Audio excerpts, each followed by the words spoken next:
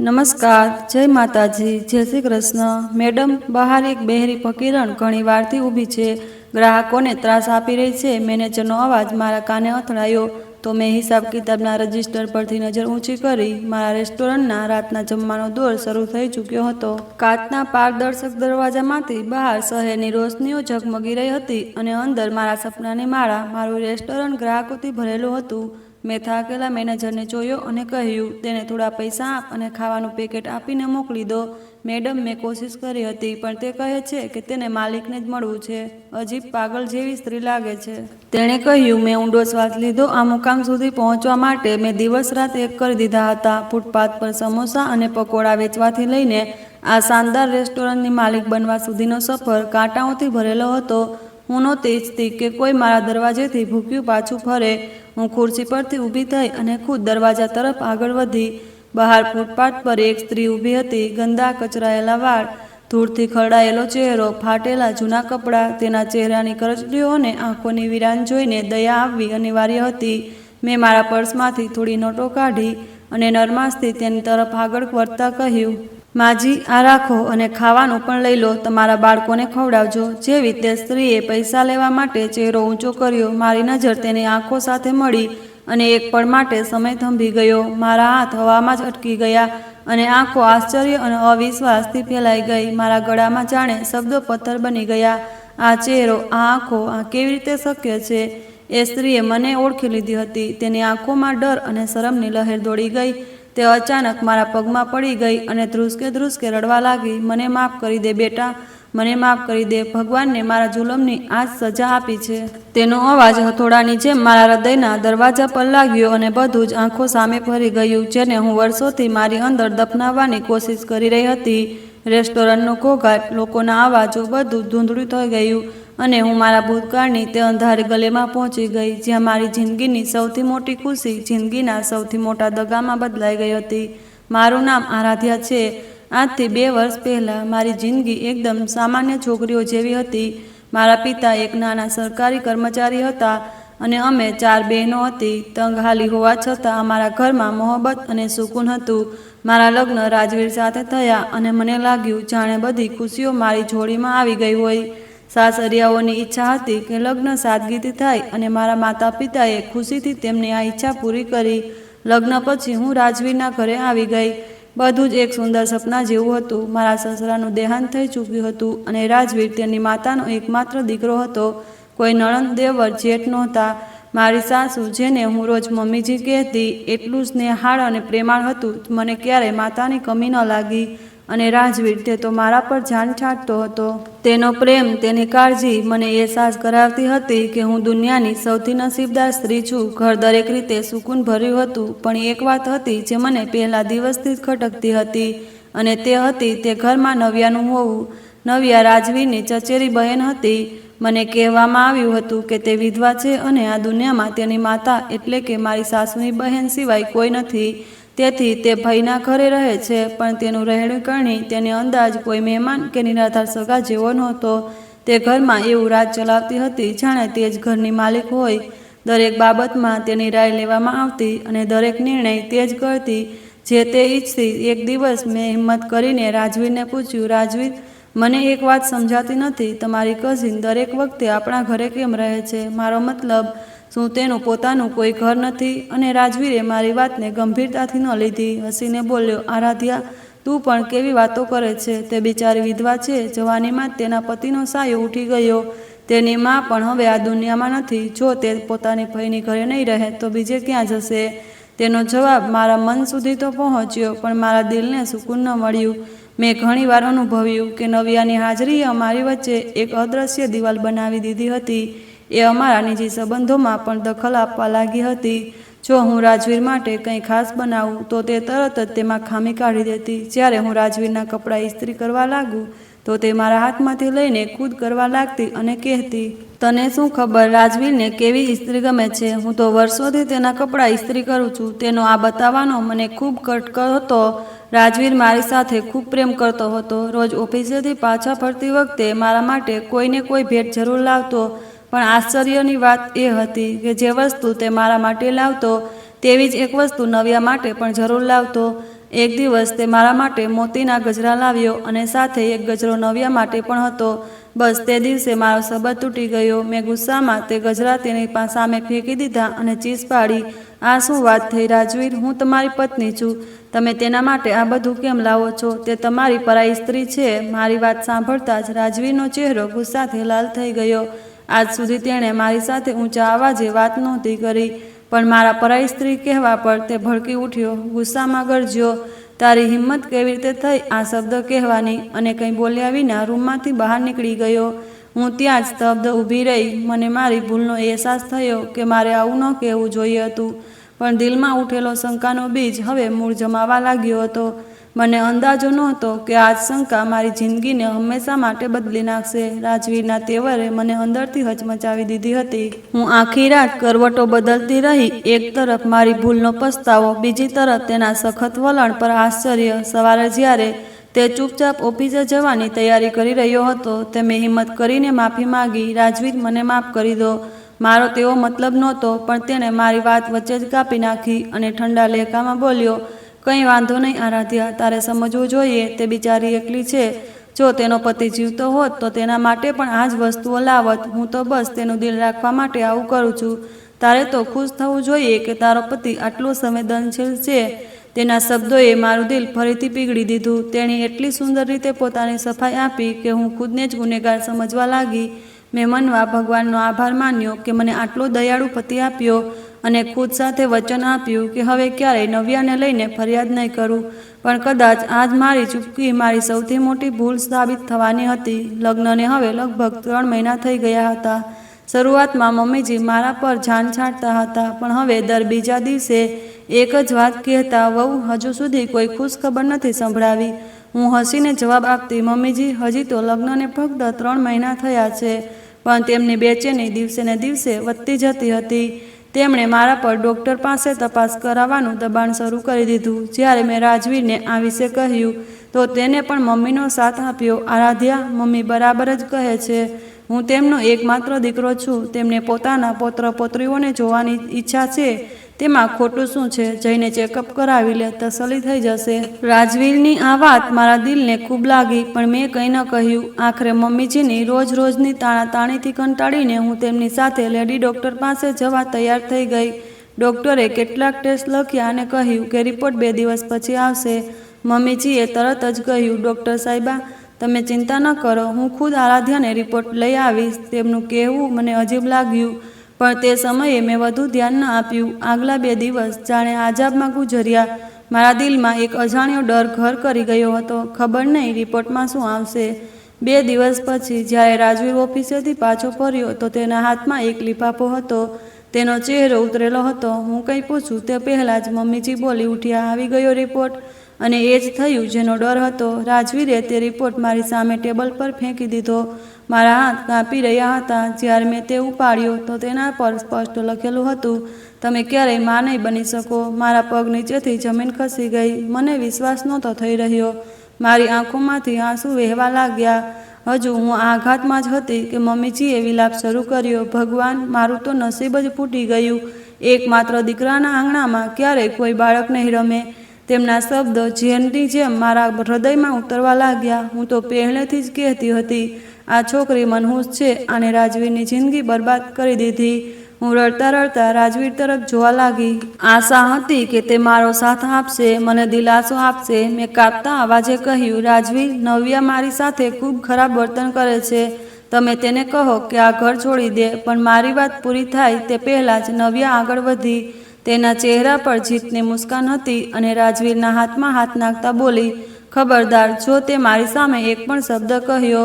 હું તેની કઝિન નથી, હું તેની પહેલી પત્ની છું. તેના શબ્દો પીગળેલા કાચની જેમ મારા કાનમાં ઉતરી ગયા. હું પાગલોની જેમ રાજવીર તરફ જોવા લાગી. આ જૂઠું છે ને? આ સાચું નથી? પણ રાજવીરે મારી આંખોમાં જોતા ધીમે રહીને ગરદન હલાવી. હા, આ સાચું છે. નવ્યા મારી પત્ની છે. મેં તારી સાથે લગ્ન ફક્ત એટલા માટે કર્યા હતા કે મને સંતાન મળે. જ્યારે તું મને તે ખુશી નથી આપી શકતી તો આ ઘરમાં તારું કોઈ સ્થાન નથી. એટલું કહીને તેણે મારો હાથ પકડ્યો અને મને દરવાજા તરફ ખેંચવા લાગ્યો. મમ્મીજી ચૂપચાપ ઊભા રહ્યા અને નવ્યાના ચહેરા પર શેતાની મુસ્કાન હતી. રાજવીર, ભગવાનના ખાતર આવું ન કરો. હું ક્યાં જઈશ?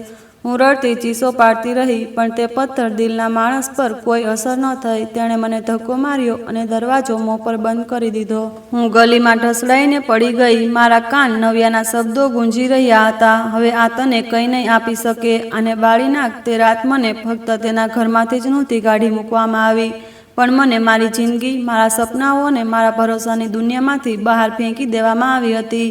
હું મારા માયકે નહોતી જઈ શકતી. મારી 3 બહેનો પહેલેથી જ ઘરે હતી અને પિતાજી હૃદયરોગના દર્દી હતા.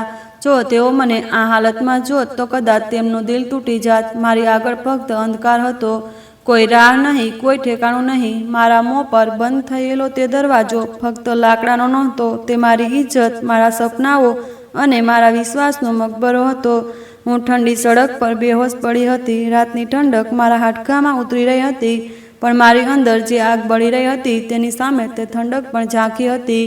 આંસુ થંભવાનું નામ નહોતા લઈ રહ્યા. રાજવીરની દરેક વાત, દરેક મુસ્કાન, દરેક સોગંદ હવે ઝેર બનીને મારી રૂહને બાળી રહી હતી. થોડી વાર પછી મહોલ્લાના ઘરોની બત્તીઓ ઝગવા લાગી. લોકો બારીઓમાંથી ડોકિયા કરવા લાગ્યા. તેમની દયાળુ નજરોમાં દયા કરતાં વધુ તમાશો હતો. મને ખબર હતી કે સવાર સુધી આ ખબર આખા મહોલ્લામાં ફેલાઈ જશે કે રાજવીરે પોતાની પત્નીને અડધી રાતે ઘરમાંથી કાઢી મૂકી. તે અપમાનનો સામનો હું નહોતી કરી શકતી. હું લડખડાતા પગલે ઊભી થઈ અને બિનમંજિલે અંધારી ગલીઓમાં ચાલવા લાગી. ખબર નહોતી કે ક્યાં જાઉં, કોની પાસે જાઉં. પિતાજીના હૃદયરોગના હુમલા વખતે તેમનો પીડાથી ભરેલો ચહેરો વારંવાર મારી આંખો સામે ફરવા લાગ્યો. ના, હું તેમની પીડાનું કારણ નહોતી બની શકતી. મેં મારી ચાદરથી આંસુ લૂછ્યા અને મારી અંદર હિંમત ભેગી કરી. શહેરની સડકો પર ભટકતા ભટકતા સવાર થઈ ગઈ. મારી પાસે ના પૈસા હતા, ના ફોન, ના કોઈ સહારો. ભૂખ અને તાકથી મારી હાલત ખરાબ હતી. એક મંદિરની બહાર નળે થોડું પાણી પીધું તો થોડી રાહત થઈ. ત્યાં એક બેન્ચ પર બેઠેલી એક વૃદ્ધ સ્ત્રી મને ઘણી વારથી જોઈ રહી હતી. તે મારી પાસે આવી અને બોલી, બેટા, ખૂબ પરેશાન લાગે છે. કોઈ ઘરવાળો નથી શું? તેના અવાજમાં મમતાની મીઠાશ હતી. હું ધ્રુસકે ધ્રુસકે રડી પડી અને તેને બધું કહી દીધું કે મને ઘરમાંથી કાઢી મૂકવામાં આવી છે. તેણે એક ઠંડો શ્વાસ લીધો અને બોલી, આ શહેરમાં રોજ હજારો વાર્તાઓ જન્મે છે અને દમ તોડે છે. જો ક્યાંય ઠેકાણું નથી તો મહિલા આશ્રમ ચાલી જા. ત્યાં માથું છુપાવવાની જગ્યા પણ મળશે અને 2 ટંકની રોટલી પણ. તેની વાત મને આશાની એક કિરણ જેવી લાગી. તેણે રસ્તો બતાવ્યો અને હું નવા હોસલા સાથે તે સાંજની મંદિર તરફ ચાલી નીકળી. મહિલા આશ્રમની ઊંચી દિવાલોથી અંદર એક અલગ જ દુનિયા વસેલી હતી. ત્યાં મારા જેવી ઘણી સ્ત્રીઓ હતી. દરેકના પોતાના ઘા, પોતાની વાર્તા. કોઈના પતિના અત્યાચારનો શિકાર હતી તો કોઈ સાસરિયાઓની નિર્દયતાનો. શરૂઆતના કેટલાક દિવસો હું બસ એક ખૂણામાં પડી રહેતી હતી, પણ ધીમે ધીમે જ્યારે મેં બીજી સ્ત્રીઓનું દુઃખ જોયું તો લાગ્યું કે મારું દુઃખ તો કંઈ જ નથી. ત્યાં મારી મુલાકાત સુમિત્રા દીદી સાથે થઈ. એક વયસ્ક પણ મજબૂત સ્ત્રી, જેમના ચહેરા પર સમયની રેખાઓ હતી પણ આંખોમાં અજીબ ચમક હતી. તેમણે મને રડતી જોઈને મારા માથે હાથ મૂકીને કહ્યું, રડીને તારા દુશ્મનોને ખુશ ન કર. ઊભી થા અને ખુદને એટલી મજબૂત બનાવ કે તને ગિરાવનારા તારા પગમાં આવી પડે. તેના શબ્દોમાં વીજળી જેવી તાકાત હતી. તેમણે મને જીવવાનો નવો હોંસલો આપ્યો. સુમિત્રા દીદીએ કહ્યું કે તેઓ પણ ક્યારેક હાલાતની મારી આશ્રમમાં આવી હતી, પણ હવે તેઓ અહીંની સ્ત્રીઓને હુનર શીખવે છે જેથી તેઓ પોતાના પગ પર ઊભી રહી શકે. મેં પણ તેમની સાથે સિલાઈ કઢાઈનું કામ શરૂ કર્યું. એક દિવસ મેં રસોડામાં ખાવાનું બનાવ્યું તો સુમિત્રા દીદીએ સ્વાદ ચાખીને કહ્યું, છોકરી, તારા હાથમાં તો જાદુ છે. આ સિલાઈ કઢાઈ છોડ અને પોતાનો ધંધો શરૂ કર. તેમણે જ મને સમોસા અને પકોડાનો ઠેલો લગાવવાની સલાહ આપી અને પોતાની બચાવેલી થોડી પૂંજીમાંથી પૈસા પણ આપ્યા. મેં મહિલા આશ્રમની બહાર એક નાનકડી કોઠરી ભાડે રાખી અને પોતાનો ધંધો શરૂ કરવાની તૈયારી શરૂ કરી. એક રાતે મહિલા આશ્રમમાં ટીવી પર સમાચાર ચાલી રહ્યા હતા. હું બાકીની સ્ત્રીઓ સાથે બેઠી હતી. ત્યારે સ્ક્રીન પર તે જ ક્લિનિકની તસવીર આવી જ્યાં મમ્મીજી મને ચેકઅપ માટે લઈ ગયા હતા. એન્કર કહી રહી હતી કે એક વ્યક્તિની ધરપકડ કરવામાં આવી છે જે મેડિકલ રિપોર્ટ્સમાં હેરફેર કરતો હતો અને તે ગેંગમાં એક મહિલા ડૉક્ટર પણ સામેલ હતી. મારું દિલ ધડકતું રહી ગયું. સમાચારમાં તે ડૉક્ટરનું નામ નહોતું જણાવવામાં આવ્યું, પણ મારા દિલમાં શંકાની એક ચિંગારી ભડકી ઉઠી. શું મારો રિપોર્ટ પણ ખોટો હતો? શું આ બધું એક સોચેલું સમજેલું ષડયંત્ર હતું? આ વિચારતા જ મારી અંદર બદલાની આગ ભડકી ઉઠી. હવે મારે ફક્ત પોતાના પગ પર ઊભું નહોતું થવું, પણ મારી સાથે થયેલા અન્યાયના મૂળ સુધી પહોંચવું હતું. મારે રાજવીર, નવ્યા અને મારી સાસુ ત્રણેયને તેમના કરેલાની સજા અપાવી હતી. બીજા દિવસે મેં મહિલા આશ્રમને અલવિદા કહ્યું. હવે હું કોઈ લાચાર સ્ત્રી નહોતી. હું તે સ્ત્રી હતી જેની મંજિલ ફક્ત સફળતા નહોતી પણ ન્યાય મેળવવો હતો. મહિલા આશ્રમની ચોખટ બહાર પગ મૂકતા મારા દિલમાં ડર અને આશા બંને હતા. સુમિત્રા દીદીએ આપેલા પૈસા અને મેં બચાવેલી થોડી રકમ મેં જૂના બજારમાંથી એક નાનો ઠેલો અને જરૂરી સામાન ખરીદ્યો. એક વ્યસ્ત ચોરાહે પાસે ફૂટપાથ પર જગ્યા બનાવી અને ભગવાનનું નામ લઈને મેં મારું કામ શરૂ કર્યું. શરૂઆત સરળ નહોતી. આખો દિવસ ધૂપ અને ધૂળમાં ઊભું રહેવું, લોકોની અજીબ નજરોનો સામનો કરવો અને પછી રાતે અંધારી કોઠરીમાં એકલી સૂઈ જવું. ઘણી વખત હિંમત તૂટી, ઘણી વખત મન થયું કે બધું છોડી દઉં, પણ જ્યારે પણ રાજવીર અને નવ્યાનો હસતો ચહેરો યાદ આવે, મારી અંદરની આગ ફરી ભડકી ઉઠતી. મેં મારું ધ્યાન મારા કામમાં લગાવી દીધું. મારા હાથના સમોસા અને પકોડાનો સ્વાદ લોકોને એટલો ગમ્યો કે મારી ચર્ચા થવા લાગી. થોડા જ મહિનાઓમાં મેં એટલા પૈસા ભેગા કરી લીધા કે હું મારા માતા પિતા સાથે વાત કરી શકું. કાપતા હાથે મેં પબ્લિક ફોન બૂથ પરથી ઘરનો નંબર ડાયલ કર્યો. જ્યારે મમ્મીનો અવાજ સાંભળ્યો તો હું રડી પડી, પણ ખુદને સંભાળીને જૂઠું બોલી કે હું મારા ઘરમાં ખૂબ ખુશ છું. બસ રાજવીને કોઈની સાથે મળવું જોડવું ગમતું નથી એટલે હું ખુદ નથી આવી શકતી. મમ્મીને દુઃખ તો થયું પણ મારી ખુશીની ખાતર તેમણે કંઈ ન કહ્યું. આ જૂઠું બોલતા મારું દિલ કપાઈ રહ્યું હતું, પણ પિતાજીની તબિયત માટે આ જરૂરી હતું. જ્યારે હાલાત થોડા સુધર્યા તો મારા મનમાં તે શંકા ફરી જાગી જે ટીવીના સમાચાર જોઈને થઈ હતી. હું તે ષડયંત્રની સચ્ચાઈ જાણવા માંગતી હતી. મારી પાસે ના કોઈ પુરાવો હતો, ના તાકાત કે હું પોલીસ પાસે જઈ શકું. તેથી મેં ખુદને તે મામલાની તપાસ કરવાનો નિર્ણય કર્યો. મેં એક જૂની ચાદર ઓઢીને મારો હુલિયો બદલ્યો અને તે ક્લિનિકના વિસ્તાર તરફ ચાલી નીકળી. હું અંદર જવાની હિંમત ન કરી શકી. બસ બહાર એક ચાની દુકાન પર બેસીને ક્લિનિક પર નજર રાખવા લાગી. 2-3 દિવસ સુધી હું રોજ ત્યાં જતી અને કલાકો સુધી બેસી રહેતી. મેં આસપાસના મેડિકલ સ્ટોરના લોકો અને બીજા દર્દીઓ સાથે વાતો કરીને તે લેડી ડૉક્ટર જેનું નામ ડૉક્ટર નેહા હતું તેના વિશે જાણવાની કોશિશ કરી. લોકોએ કહ્યું કે ડૉક્ટર ખૂબ સારી છે પણ થોડી ઘમંડી છે. આ દિવસોમાં મને કોઈ ખાસ વાતની જાણકારી ન મળી. હું નિરાશ થવા લાગી. એક દિવસ હું ત્યાં જ બેસી હતી કે અચાનક મેં એક જાણી પહેલી શકલને ક્લિનિકમાંથી બહાર નીકળતી જોઈ. તે નવ્યા હતી, બુરખામાં હતી, પણ હું તેની ચાલ અને આંખોને હજારોમાં ઓળખી શકતી હતી. તે ઝડપથી કારમાં બેસીને ચાલી ગઈ. મારા માટે આ ખૂબ મોટો પુરાવો હતો. આખરે તેનું અહીં શું કામ હતું? જો રિપોર્ટ સાચો હતો તો તેને અહીં આવવાની શું જરૂર હતી? મારી શંકા હવે યકીનમાં બદલાવા લાગી હતી. બીજા દિવસે મેં હિંમત ભેગી કરી અને ક્લિનિકના એક કમ્પાઉન્ડર સાથે વાત કરવાની કોશિશ કરી. મેં તેને એક લાચાર સ્ત્રી બનીને વાર્તા સંભળાવી કે મારી એક સગીનો પણ આવો જ રિપોર્ટ બન્યો હતો અને અમે ખૂબ પરેશાન છીએ. વાતોમાં મેં નવ્યાનો ઉલ્લેખ કર્યો કે ગઈકાલે મેં તેને અહીં જોઈ હતી. કમ્પાઉન્ડરે બેપરવાહીથી કહ્યું, એ તો આવતી રહે છે. એ ડૉક્ટર સાહેબાની યુનિવર્સિટીની મિત્ર છે અને સાંભળ્યું છે કે તેના પતિએ જ ડૉક્ટર સાહેબાને આ ક્લિનિક ખોલવામાં મદદ કરી હતી. આ સાંભળીને મારા પગ નીચેથી જમીન ખસી ગઈ. તો આ હતો અસલ મામલો. ડૉક્ટર નેહા નવ્યાની મિત્ર હતી. આ કોઈ ઇત્તફાક નહોતો પણ એક ઊંડું અને ઘૃણાસ્પદ ષડયંત્ર હતું. તેમને મળીને મારી જિંદગી બરબાદ કરી હતી. મારી અંદર ગુસ્સાની એક તીવ્ર લહેર દોડી ઉઠી. તે જ સાંજે જ્યારે હું મારો ઠેલો બંધ કરીને કોઠરી તરફ પાછી ફરી રહી હતી તો એક અંધારી ગલીમાં અચાનક એક મોટરસાયકલ મારી પાસે આવીને ઊભી રહી. તેના પર 2 નકાબપોશ માણસો બેઠા હતા. તેનાથી એકે ભારે અવાજે કહ્યું, જે થઈ ગયું તે ભૂલી જા અને તારી જિંદગી જીવ. જો જૂના મુદ્દા ઉખેડવાની કોશિશ કરી તો જીભ ખેંચીને હાથમાં આપી દઈશ. એટલું કહીને તેઓ ઝડપથી મોટરસાયકલ ભગાવીને નીકળી ગયા. હું ડરથી કાંપતી દિવાલ સાથે લાગી ગઈ. આ ખુલ્લી ધમકી હતી. એનો મતલબ હતો કે તેમને ખબર પડી ગઈ છે કે હું કંઈક શોધવાની કોશિશ કરી રહી છું. તેઓ મને જોઈ રહ્યા હતા. હવે આ ફક્ત ન્યાયની લડાઈ નહોતી રહી, આ મારી જિંદગીની જંગ બની ગઈ હતી. તે ધમકીએ મને ડરાવી ખરી, પણ મારી અંદરની આગને વધુ ભડકાવી દીધી. મેં નક્કી કરી લીધું કે હવે પાછળ નહીં હટું, ભલે મારે આ લડાઈ એકલી જ કેમ ન લડવી પડે. હું તે નિર્દયોને તેમના અંજામ સુધી પહોંચાડીને દમ લઈશ. ગલીની અંધારી રાતમાં ગુંજેલી તે ધમકી મારા વજૂદમાં સમાઈ ગઈ હતી. હું કાંપતા પગલે કોઠરી સુધી પહોંચી અને અંદરથી દરવાજો બંધ કરી દીધો. તે રાતે હું ઊંઘી ન શકી. દરેક આહટ પર મારું દિલ ગળા સુધી આવી જતું. મને લાગતું જાણે તે નકાબપોશ માણસો દરવાજો તોડીને અંદર આવી જશે અને મારો અવાજ હંમેશા માટે ખામોશ કરી દેશે. ડર એક ઝેરી વાદળની જેમ મારા મન પર છવાયેલો હતો. ઘણા દિવસો સુધી મારી આ જ હાલત રહી. ઠેલા પર જતી તો પણ સહેમી સહેમી રહેતી, દરેક ગ્રાહક પર શંકાની નજર નાખતી. તે ખોફ અને એકલતામાં અંધારામાં મને ફક્ત એક જ વ્યક્તિ યાદ આવી, સુમિત્રા દીદી. એક દિવસ હિંમત કરીને હું મહિલા આશ્રમમાં તેમને મળવા ગઈ. મેં તેમને બધું તો ન કહ્યું, પણ એટલું જરૂર કહ્યું કે કેટલાક લોકો મને ધમકાવે છે અને પરેશાન કરે છે. સુમિત્રા દીદીએ મારી આખી વાત ધ્યાનથી સાંભળી. પછી ઊંડો શ્વાસ લઈને બોલ્યા, જો આરાધ્યા, આ દુનિયા નબળાઓને જીવવા નથી દેતી. ડરવું એ જાલિમોનું સૌથી મોટું હથિયાર છે. જે દિવસે તે ડરાવાનું છોડી દીધું, સમજી લે કે તેઓ હારી ગયા. તે જે લડાઈ શરૂ કરી છે તે સરળ નથી, પણ હવે પાછળ હટવાનો રસ્તો પણ નથી. પછી તેમણે મને સમજાવ્યું, તારી રીત બદલ, મંજિલ નહીં.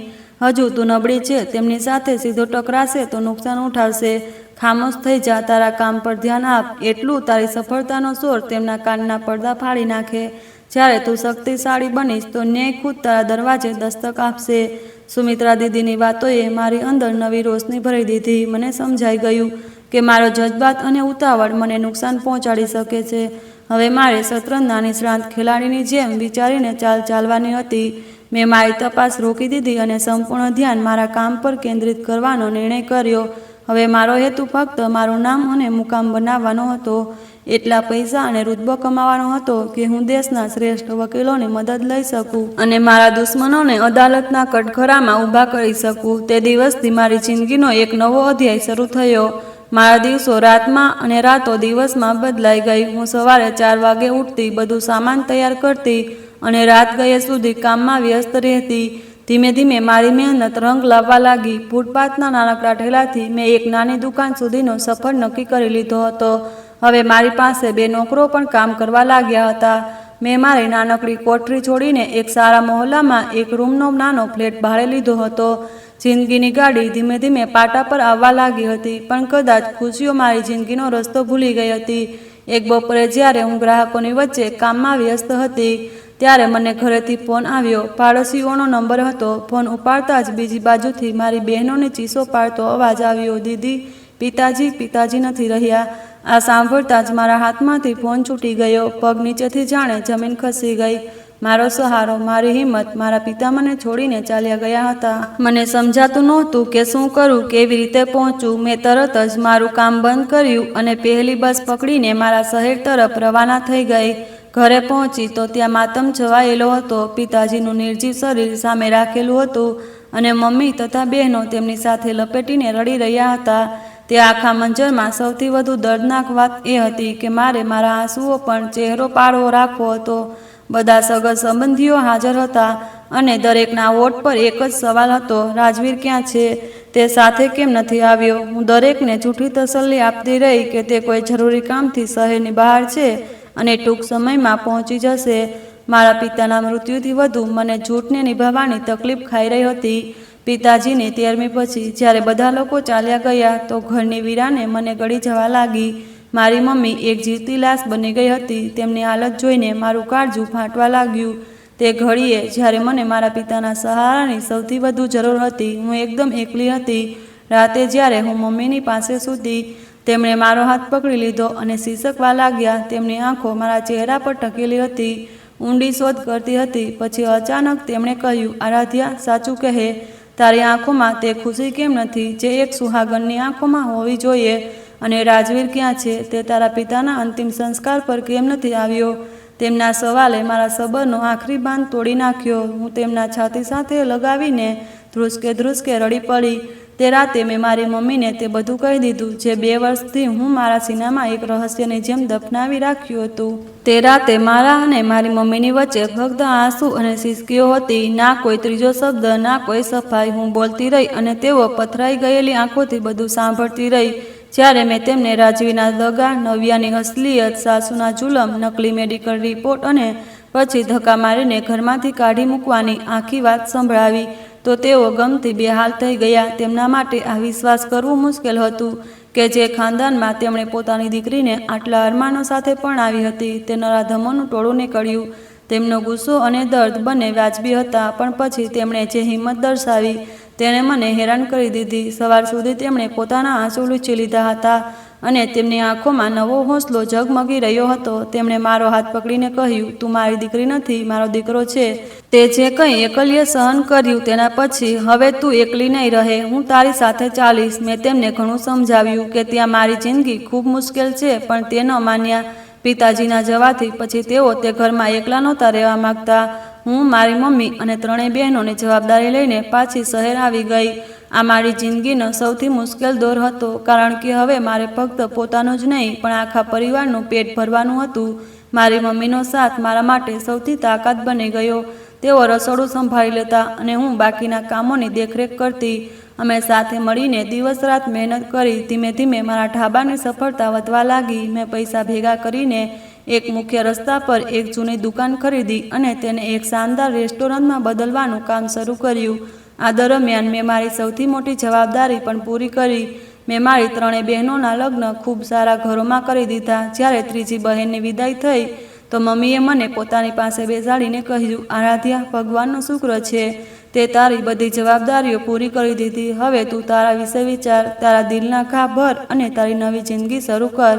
હું જાણતી હતી કે તેઓ મારા ભલા માટે કહી રહ્યા હતા, પણ મારા ઘા હજુ તાજા હતા. મેં કહ્યું, મમ્મી, હું રાજવીર પાસે જઈને એમ જ છૂટાછેડા નહીં માગું. તેણે મને જૂઠા આરોપોના આધારે ઘરમાંથી કાઢી મૂકી, મારી ઇજ્જત પર સવાલ ઉઠાવ્યો. હું તેની પાસે છૂટાછેડા નહીં, ન્યાય લઈશ. હું તેને અને તેના ઘરવાળાઓને અદાલતમાં ખેંચી લાવીશ અને બધાની સામે તેમનો અસલી ચહેરો બતાવીશ.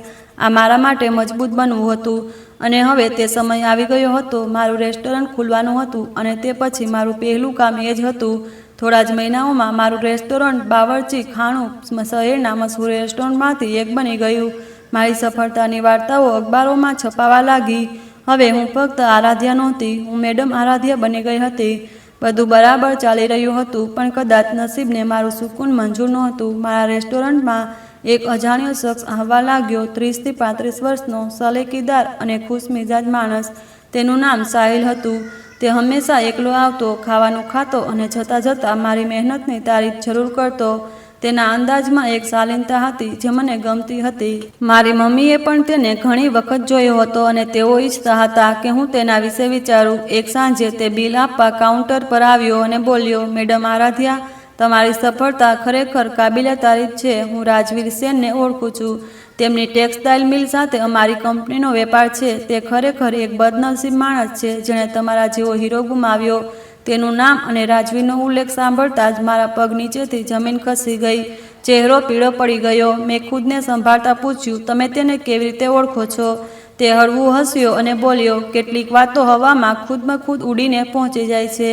એટલું કહીને તે ચાલ્યો ગયો. હું મારી જગ્યાએ થીજી ગઈ. મનમાં સવાલો ઉઠવા લાગ્યા. આ શખ્સ કોણ છે? શું તે ખરેખર હમદર્દ છે કે પછી રાજવીર અને નવ્યાએ મારી જાસૂસી માટે મોકલ્યો છે? શું મારી સફળતાની ખબર તેમના સુધી પહોંચી ગઈ છે?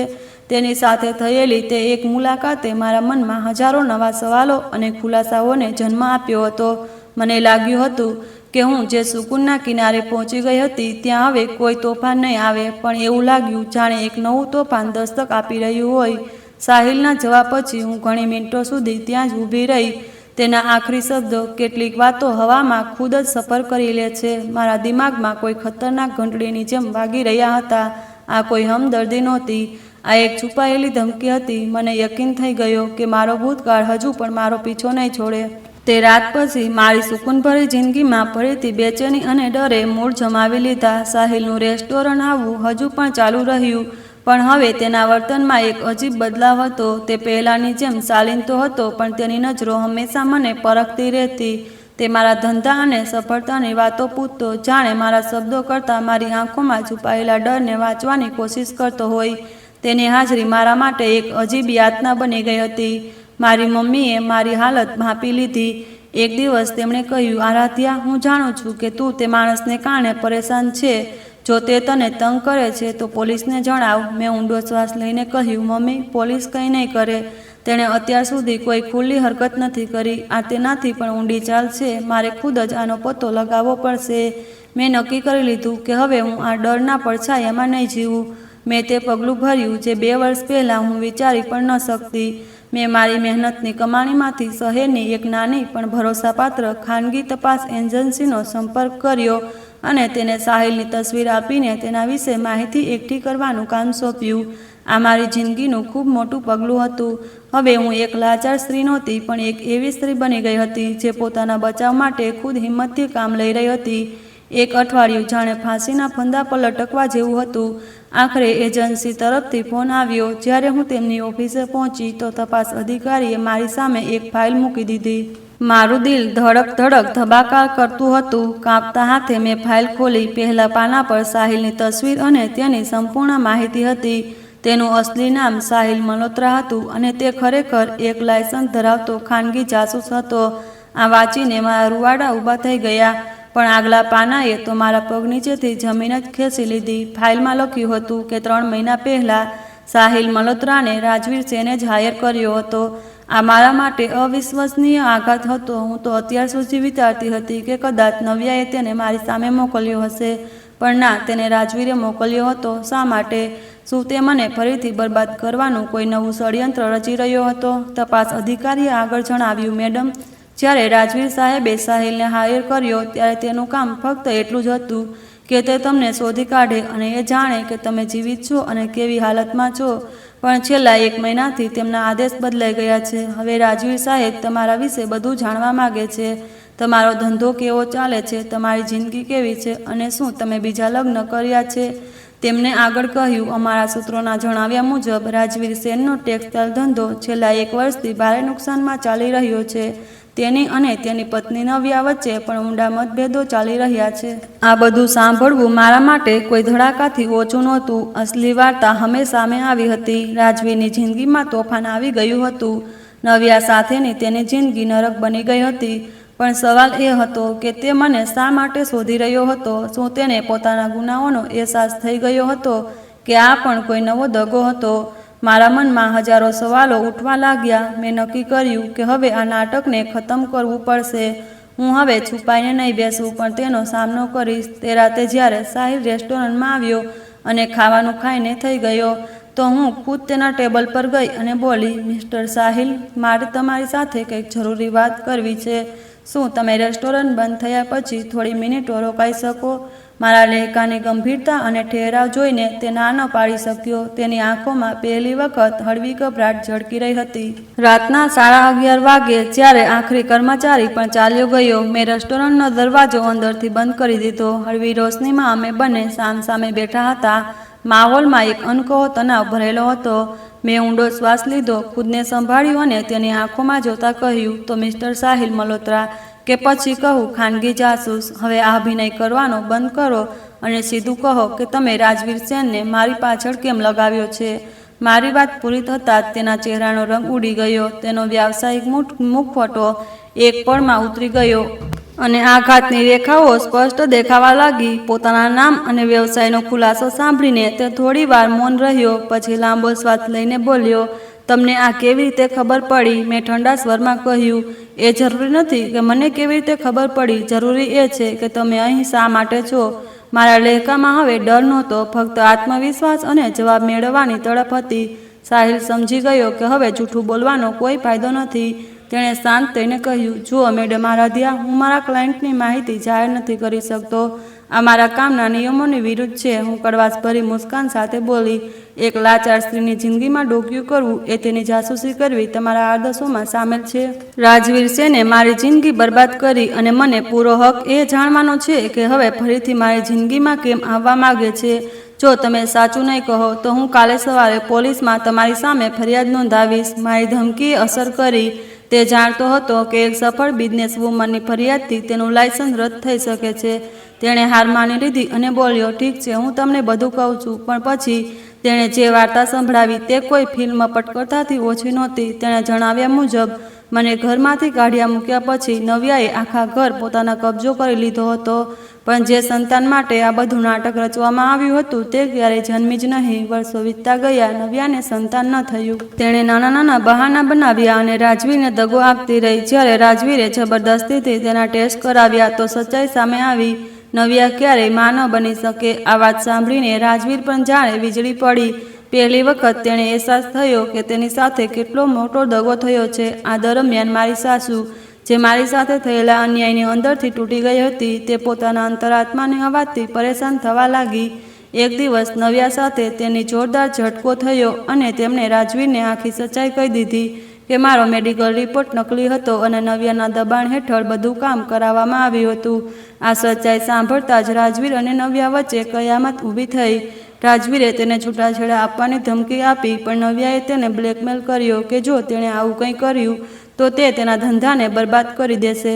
કારણ કે મિલની ઘણી સંપત્તિઓ તેના નામે હતી. તે દિવસથી તેમની જિંદગી એક સજા બની ગઈ. રાજવીર હવે પોતાના ગુનાઓ અને પસ્તાવાની આગમાં બળી રહ્યો છે.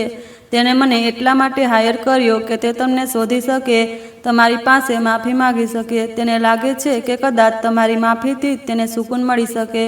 હું ચૂપચાપ બધું સાંભળતી રહી. મારા દિલમાં રાજવીર માટે જરાય દયા નહોતી. આ બધું તો કર્મોનું ફળ હતું. કુદરત ખુદ પોતાનો ન્યાય કરી રહી હતી. સાહિલે આખરે પૂછ્યું, હવે તમે શું ઈચ્છો છો? શું હું તેને કહું કે તમે ક્યાં છો? મેં એક પળ માટે વિચાર્યું અને પછી દ્રઢતાથી કહ્યું, ના, તેને કંઈ ન કહો. તેને તે જ આગમાં બળવા દો જે તેણે ખુદ લગાવી છે. હવે મારો તેની સાથે કોઈ સંબંધ નથી. મેં ટેબલ પર નોટોનો એક ગળો મૂક્યો અને સાહિલને જવાનો ઈશારો કર્યો.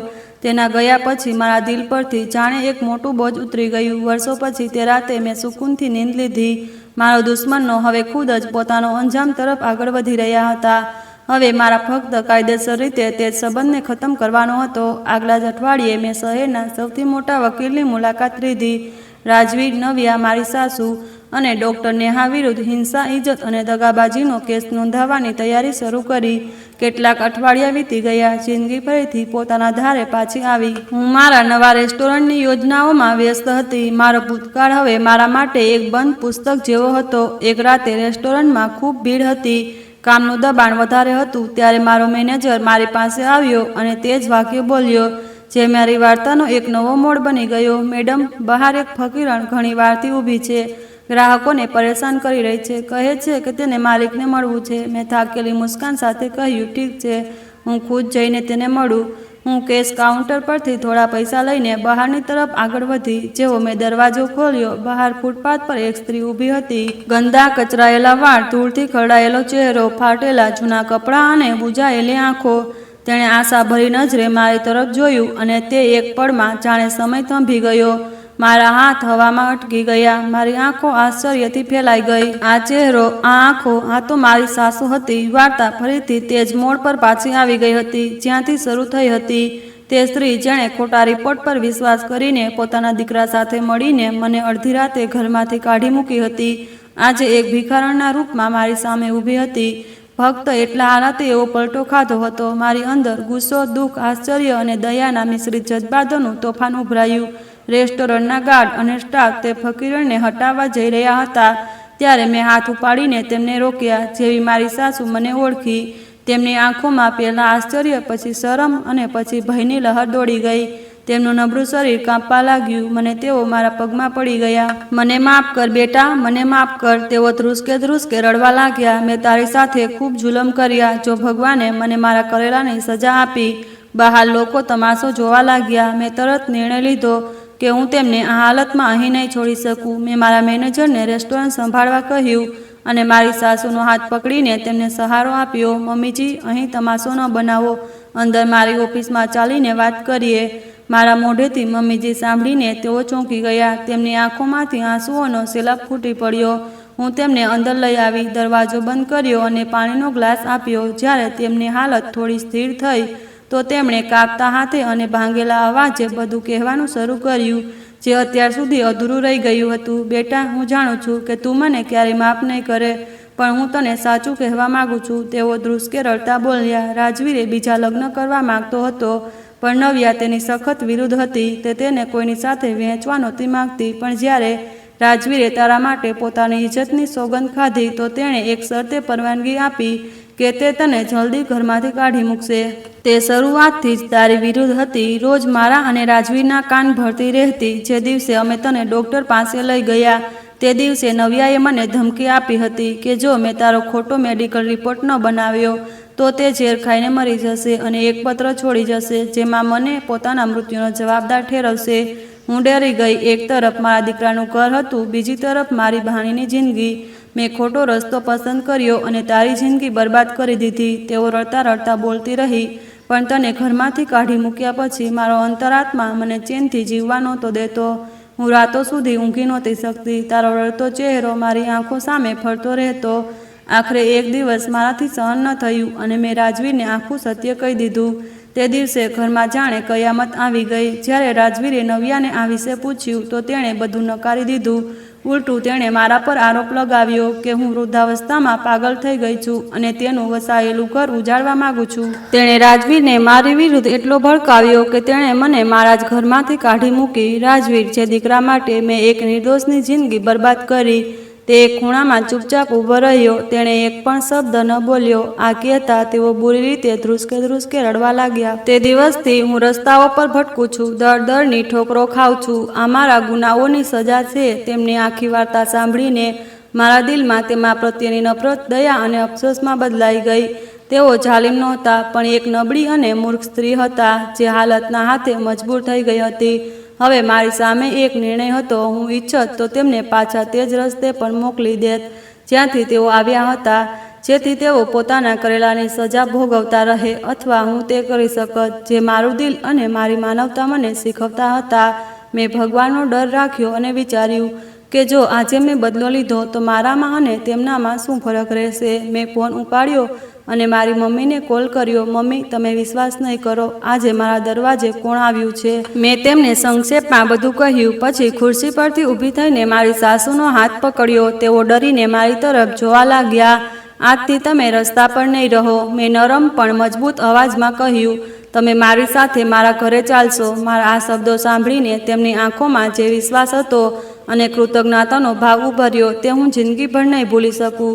તે સ્ત્રી જેણે મારું ઘર છીનવી લીધું હતું, આજે મારી દયા અને કરુણા પર હતી અને મેં બદલાની જગ્યાએ તેને આશરો આપવાનો નિર્ણય લીધો હતો. જ્યારે હું મારી પૂર્વ સાસુને ઘરે લઈને પહોંચી તો મારી મમ્મી દરવાજે જ ઊભા હતા. તેમણે એક નજર તે વૃદ્ધ સ્ત્રી પર નાખી, પછી મારી તરફ જોયું. તેમની આંખોમાં ના તો કોઈ ફરિયાદ હતી, ના કોઈ તાણું, ફક્ત પોતાની દીકરીના નિર્ણય પર ગર્વનો ભાવ હતો. અમે બંનેએ મળીને તેમને અંદર લઈ જઈને નવડાવ્યા, સાફ કપડાં પહેરાવ્યા અને પોતાના હાથે ખાવાનું ખવડાવ્યું. તે સ્ત્રી જે એક જમાના પોતાના ઘરની રાણી હતી, આજે શરમથી માથું ઝુકાવીને એક નિવાળો ખાઈ રહી હતી.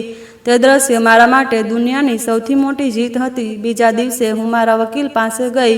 મારી સાસુ મારી સાથે હતી અને તેમણે સરકારી સાક્ષી બનવાની હા પાડી. તેમની સાક્ષીએ મારા કેસને લોખંડની જેમ મજબૂત બનાવી દીધો. વકીલે તરત કાર્યવાહી શરૂ કરી અને થોડા દિવસોમાં રાજવીર, નવ્યા અને ડૉક્ટર નેહાને અદાલતની નોટિસ પહોંચી ગઈ. આ ખબર તેમના પર વીજળી બનીને પડી. ડૉક્ટર નેહાનું ક્લિનિક તરત સીલ કરી દેવાયું અને તેનું મેડિકલ લાયસન્સ રદ કરી દેવાયું. તેની આખી કારકિર્દી એક પળમાં ખતમ થઈ ગઈ.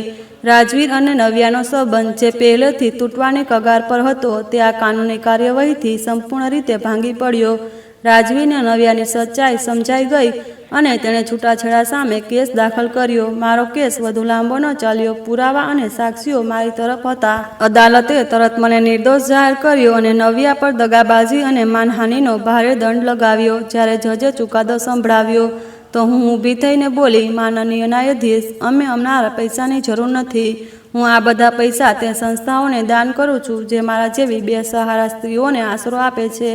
મારો હેતુ ફક્ત મારા નામ પર લાગેલા ડાઘને દૂર કરવાનો હતો અને ન્યાય મેળવવાનો હતો. તે દિવસે હું દરેક બોજથી મુક્ત થઈ ગઈ. મારો ભૂતકાળ આખરે મારો ભૂતકાળ બની ગયો હતો. વખત વીતતો ગયો. જિંદગીએ મારા ઘાવ પર મરહમ મૂકી દીધું. થોડા વર્ષો પછી મારી જિંદગીમાં એક એવો માણસ આવ્યો જેણે મને ફરીથી પ્રેમ અને ભરોસો કરવાનું શીખવ્યું. તે એક સારો અને સમજદાર વ્યક્તિ હતો જેણે મને નહીં પણ મારા દિલ અને મારા ચારિત્રને અપનાવ્યું. અમે લગ્ન કર્યા અને ભગવાને મને 3 સુંદર બાળકોનો આશીર્વાદ આપ્યા. આજે હું મારા ઘરમાં ખુશાલ અને સુકૂનભરી જિંદગી જીવું છું. મારું રેસ્ટોરન્ટ હવે એક જાણીતું બ્રાન્ડ બની ગયું છે. મારી મમ્મી અને મારા સાસુ બંને મારી સાથે રહે છે. મારી સાસુ હવે ખૂબ નબળી અને શાંત થઈ ગઈ છે. હંમેશા ભગવાન પાસે પોતાના ગુનાઓની માફી માંગતી રહે છે. તેઓ મારા બાળકોને ખૂબ પ્રેમ કરે છે. કદાચ તે પૌત્રના પ્રેમનો પ્રાયશ્ચિત કરવા માટે જેને તેમણે જન્મ પહેલાં જ નકારી દીધો હતો. બીજી તરફ રાજવીરનો ધંધો સંપૂર્ણ રીતે બરબાદ થઈ ગયો. સાંભળ્યું છે કે હવે તે ગુમનામી જિંદગી જીવે છે અને ઘણીવાર દૂરથી મારા રેસ્ટોરન્ટ અને મારા બાળકોને રમતા જુએ છે. પણ તેના પસ્તાવાનો હવે શું ફાયદો? કારણ કે જે સમય હાથમાંથી નીકળી જાય છે તે ફરી ક્યારેય પાછો નથી આવતો. આ વાર્તામાંથી આપણને એ શીખ્યા કે ભગવાનની લાઠીમાં પણ અવાજ હોય છે. તે પોતાના ભક્તોની કસોટી જરૂર લે છે, પણ તેમને ક્યારેય એકલા નથી છોડતા. આરાધ્યાએ ધીરજ રાખી અને ભગવાન પર વિશ્વાસ રાખ્યો અને આખરે ભગવાને તેને માત્ર ન્યાય જ નહીં પણ પહેલાં કરતાં ઘણું વધુ સન્માન અને સફળતા પણ આપી. તો મિત્રો, આ હતી આજની વાર્તા. આ વાર્તા વિશે તમારો શું અભિપ્રાય છે તે કમેન્ટ બોક્સમાં જરૂરથી જણાવજો. જો તમને વાર્તા ગમી હોય તો વિડીયોને લાઇક કરો, ચેનલને સબસ્ક્રાઈબ કરો અને બેલ આઇકન પર ક્લિક કરીને તેને ઓલ પર સેટ કરો, જેથી તમને નવા વિડીયોની સૂચના તરત મળી જાય. આભાર.